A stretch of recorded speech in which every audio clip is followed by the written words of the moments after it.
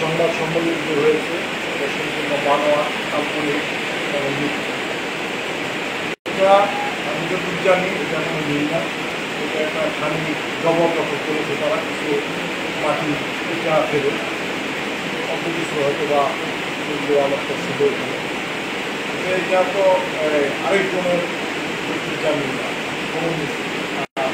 এই সম্বন্ধে আমি বলতে গেলে অনেক কথাই চলে আসবে, তারপর আজকে বলি যিনি আনোয়ার শাহ একজন নিরঞ্জন এবং আওয়ামী লীগের নেতা।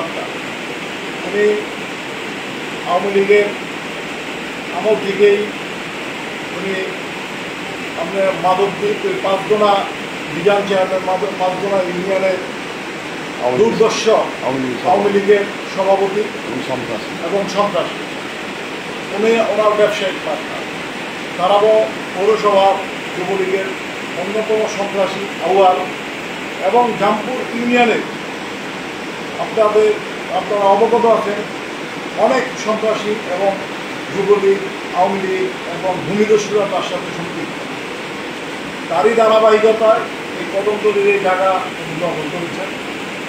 একজন ভদ্রলোকের জায়গা আমি জানতে পেরেছি পরে।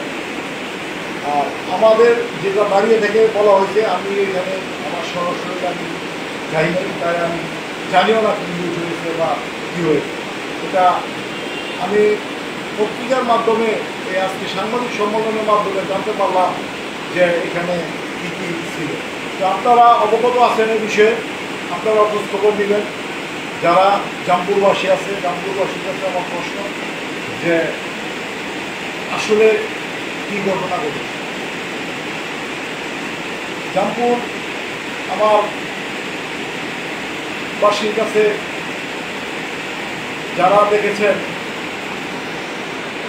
কে এস্টাবলিশ করার জন্য, বিএনপিকে ধ্বংস করার জন্য একটা শ্রেণী কাজ করতেছে 5 তারিখের পর, বিএনপির সাথে মিশে একাকার হয়ে গেছে।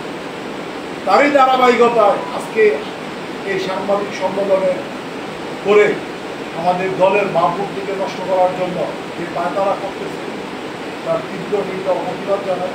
তার পাশাপাশি উনি আরেকটি কথা বলেছেন, তাকে ফোন দিয়ে বিভিন্নভাবে চাঁদা দাবি করতেছে।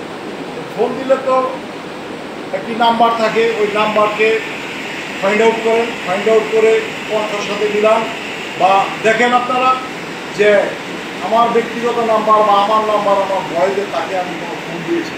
আপনাদের মাধ্যমে ওনাকে চ্যালেঞ্জ করলাম যে এ ধরনের যদি উনি প্রমাণ দিতে পারে তাহলে আমার দল এবং দেশের যে প্রচলিত আইনে যেই রয়েছে আমি মানহানি করব, নয়তো আমি মানহানি মামলা করব এবং তার শাস্তি চাই। আমার দল এবং আমার নিজের সুনামকে উনি নষ্ট করার জন্য যে পায়তারা করতেছে তার জন্য আমি দেশবাসীর কাছে বিচার। আর কোনো প্রশ্ন আছে? কার কোনো প্রশ্ন আছে?